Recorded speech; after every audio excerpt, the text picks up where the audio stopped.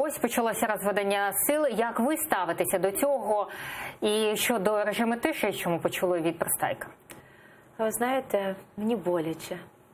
Мені так боляче, що сьогодні, по суті, здають державу, подаючи меседжі, які не відповідають реальності.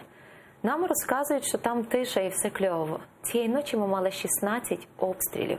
16. Це не просто зі стрілецької зброї тра-та-та.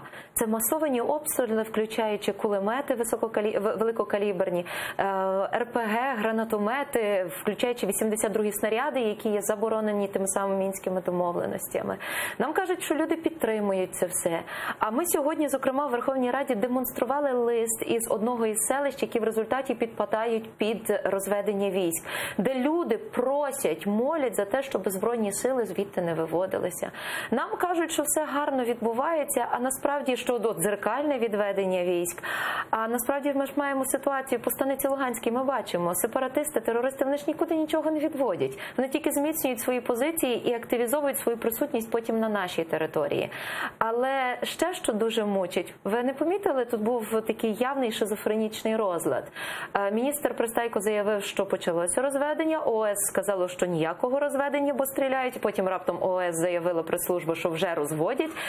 Де тут з цим всім правда? Але, чесно кажучи, от що я найбільше не розумію, де в тому всьому інтерес українців. Бо коли президент каже, тут то інша ділянка, там стріляють, там вбивають. Про які переговори і плазування на колінах ми можемо говорити?